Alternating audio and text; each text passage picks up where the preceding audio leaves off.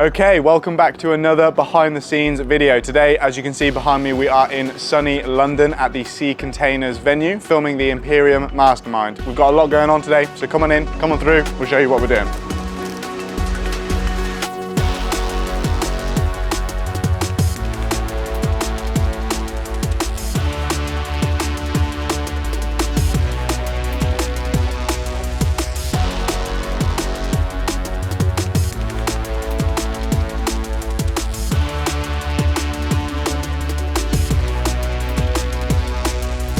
So it's actually day 2 of the mastermind. Now, we didn't film anything on day 1 because, as you know, day 1 tends to be crazy, hectic, getting everything set up, making sure that everything is perfect. We've got multiple things happening and going on. We've got 6 sources of audio, 3 cameras shooting at 6K. We're going to take you through all of that tomorrow, later in the video. But today I just want to kind of speak about the client. And speaking of the client, we're filming this for Charlie Morgan and Bo. They run a company called Imperium Acquisition, essentially currently doing about $1 million per month. So a pretty successful, pretty big business that we're filming for. And in today's behind the scenes video, I really just want to kind of talk through the process of acquiring clients like that, working with clients like that, and ultimately how you can start charging the prices that you really want to be charging for the video work that you're doing.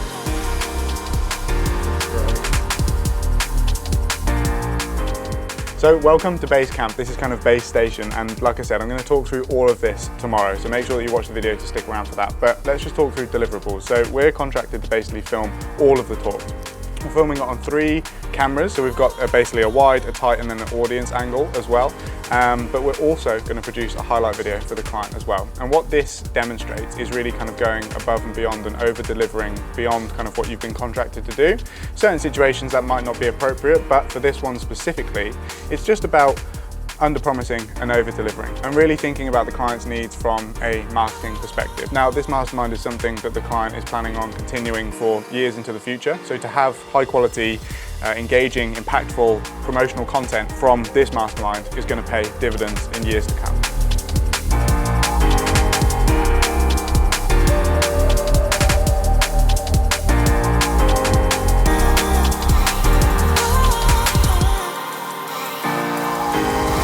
We've done an absolutely fucking awful job of this behind the scenes video so far, but hopefully this is an important bit for you. So let's run you through the camera setup that we're running. We're basically running 3 Blackmagic 6K Pros. I wanted every single piece of footage to be exactly the same, matched up, so we're using the same cameras. Now, we've got one over here, 70-200. Because we are filming 3 days worth of files, the 6K files were just too much.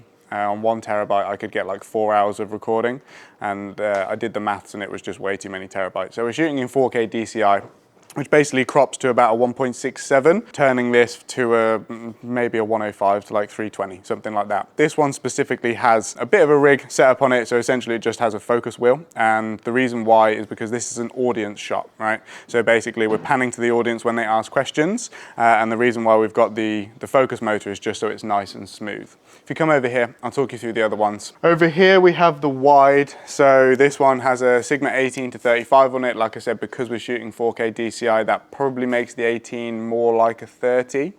And it's wide enough to basically get both of these screens, Adam, if you just pan around, to get both of these screens in the shot as well as the center of the room as well. And the last camera over here, another Blackmagic 6K Pro with a 70-200, but it's got no focus motor on it because really this is just kind of almost fixed at the front, just as a tight angle on the speaker. So that's everything from a camera perspective. Other highlights is that everything is DC powered, right? It goes without saying, but we don't want to be using batteries when we're literally filming for 3 days straight. So each camera is plugged in and it both runs into, and all of them run into a T5 as well, a T5 or a T7, either 2 or 1 terabytes, just so we can go straight from a hard drive into the laptop and then dip that footage. It's so much easier than SD cards. In terms of audio for the job, that was another thing, another discussion with the client that was of kind of major importance to get the questions, get the audio from the room, but do it in a way that's not going to disrupt the mastermind, i.e. having an AV team come and pass around a mic every time that somebody wants to ask a question. The way that we got around that was essentially by having these cheap light stands. Everybody knows these light stands, and what we've got on them is 32-bit float wireless microphones. Now, the reason why it's super important to use 32-bit float is because essentially it's raw audio, right? So if for someone, let's say, is sat over there and their question is a bit quiet, I can pull up that level in post, and you should be able to hear every single person in the room with the 4 microphones that we've got strategically placed around. And then the speaker will have their own dedicated wireless microphone as well. That one's just 24-bit because we don't really need to level that. As long as it's set to the level that somebody would talk at, like I am now, then it's perfect, really. So that's basically the camera and audio setup. And now I'm going to take you through the live switching and live editing process that we're running here as well. Welcome to Basecamp. Let's talk about the kind of live switching setup that we've got going on here. Now, we're not live streaming anything, but we're still running everything through the Blackmagic Atem Mini Pro ISO. Think about that for a product name. Essentially, the reason why we're doing that is because, can you imagine how long it would take to edit 3 days worth of talks with 3 cameras and 6 sources of audio? Like, that would take any one fast a week, probably 2 weeks to get through all of that sort of footage. Now, the reason why I'm running it through here is because with the Atem ISO, what the ISO means is isolated. So we can record on each of the Blackmagics. What this will then do is every switch that I make through this panel here, it will create a DaVinci Resolve timeline with all of those cuts lined up and ready to go. Now, obviously, whenever you do something live, there is always a few mistakes over the 3 days. And what I can then do is basically just go back in and just recut and kind of, realign those clips so that the mistake is not there. Basically, with regards to the audio, with the 6 sources, you've got 3 feeds coming into the cameras. That's then recorded into here, and then each microphone is also internally recording in 32-bit float, which basically just gives us safety tracks and allows me to pull up the volume of any areas that I might need to. So that's essentially what we're running. Every single camera, 25-meter HDMI cable into the Atem Mini Pro ISO. If you come over here and have a look at the screen, I've got the HDMI out into a 24-inch HD monitor, and essentially you can see we've got the wide here, we've got the tight here, and then we've got the audience shot over here as well. And that is everything that we're rocking, and essentially I'm just sat here all day going 1, 2, 3, 1, 2, 3, that's it, and then we're lining everything up. I can also see every single audio source that we've got coming in as well, set all the levels. So yeah, it essentially just allows you to not only look like you know what you're doing, but also save yourself a shit ton of time in the edit as well. One more thing, just quickly whilst I remember, we've also got USB-C out into a Samsung T7, and that's taking all of the files. So what you get when you hit record on here is you get your 6 sources of audio, you get your 3 isolated camera files as MP4s, you get the DaVinci timeline as well, and then you also get the actual recording. So if the client wanted the recording straight away, I can literally just give it to them in HD, but the benefit of using the 6K Pros means that I can relink a B-RAW file in post and have all of the color grading options that B-RAW gives you. So we can actually make these live talks look fucking phenomenal.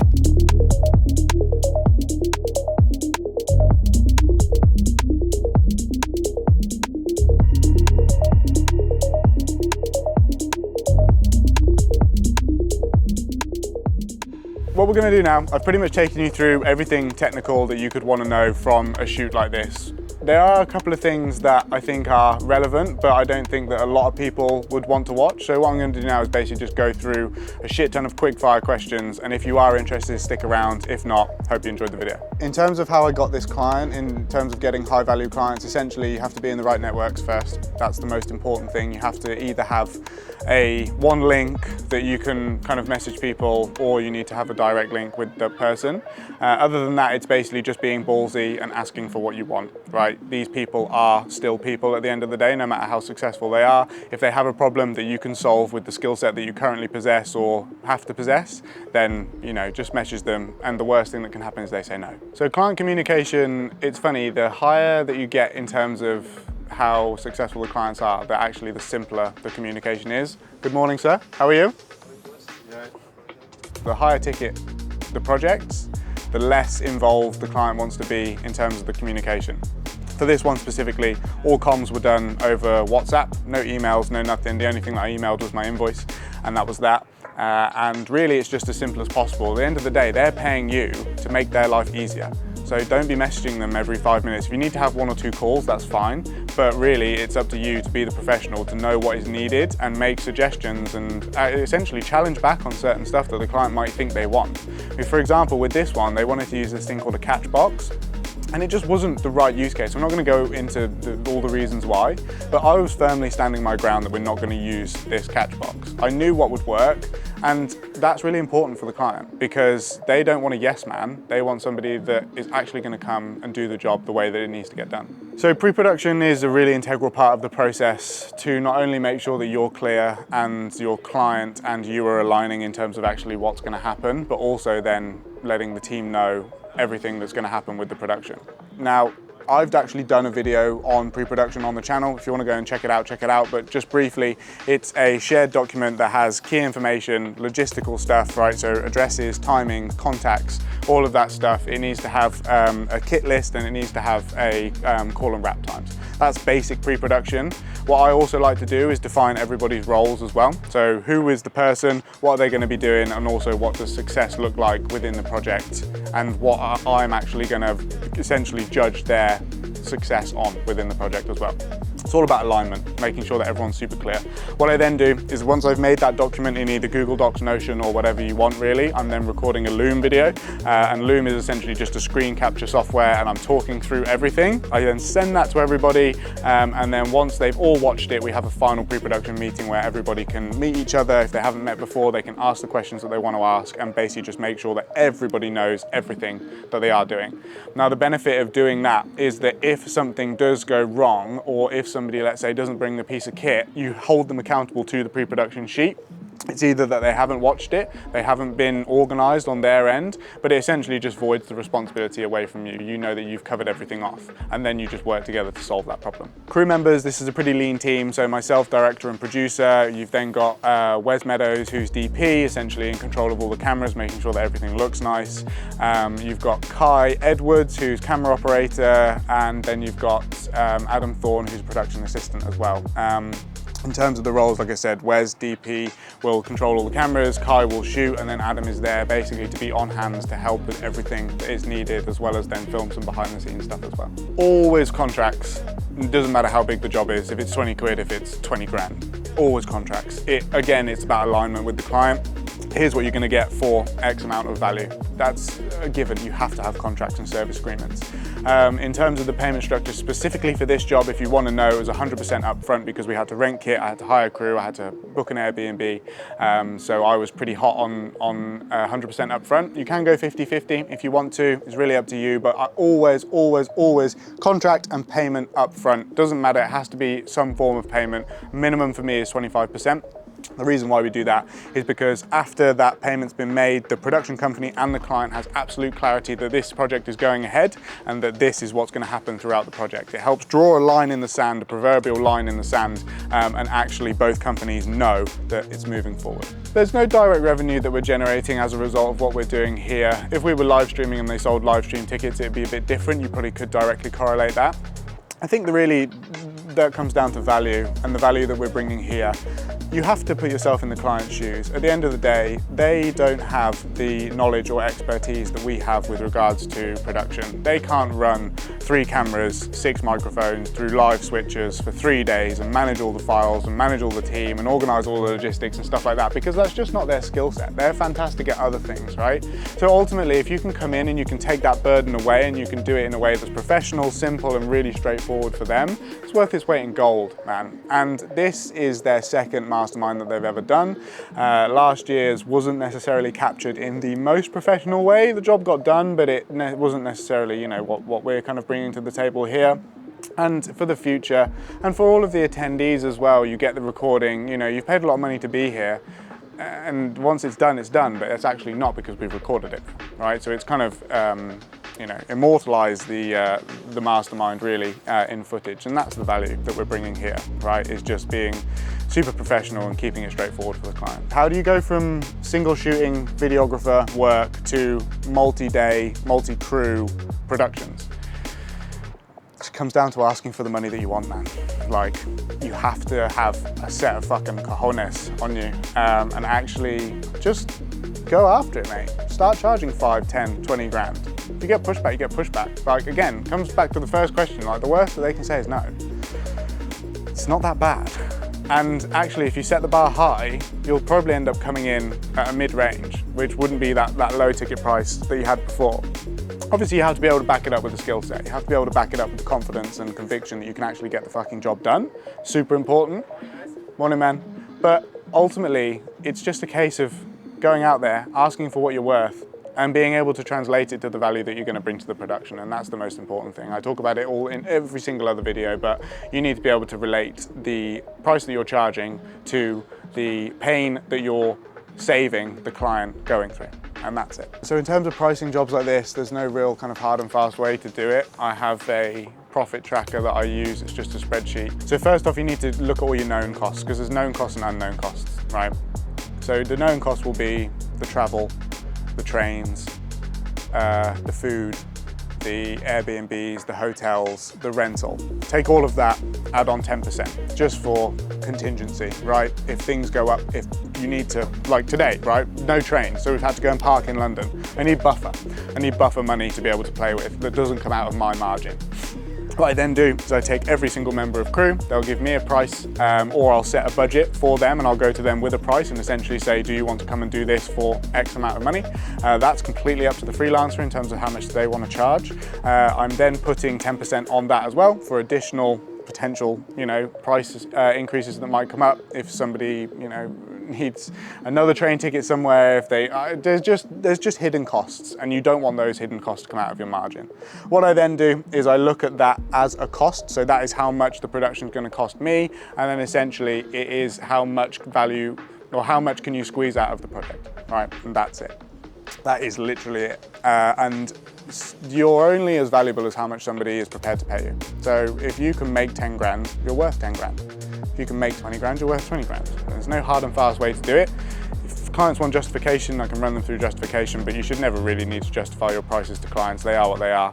If they're prepared to pay those prices, then well, hey, and that's it. You've got to get away from low paying clients, but at the end of the day, like, they don't value your work, and actually what you'll find is they're more demanding, right? So more rounds of amends, more chefs in the fucking kitchen telling you what to do, telling you how this should be done and stuff like that, not really trusting you as a professional, because you have to switch it around. At the end of the day, if you were paying someone not a lot to come and do a job which was really important, you'd probably want a lot of input on that as well.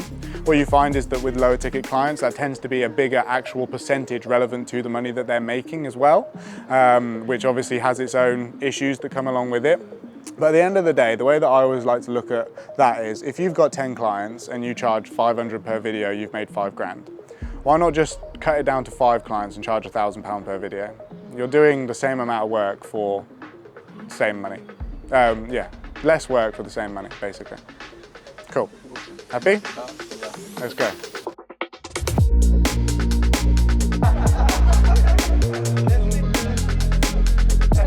There you go. Awesome, no stress. 1.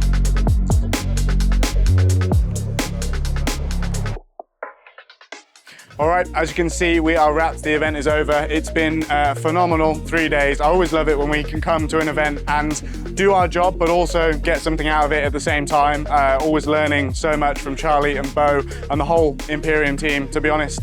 Huge shout out to Atem, to Wes, to Kai, to all of the boys that came out and have supported me in producing this event. I can't wait to get home, check out all the footage, color grade everything, you know how we do. But I hope you've enjoyed the video. If you like behind the scenes like this, if you like watching me and watching the process of building a world-class production company, then subscribe, hit like, leave a comment, let me know.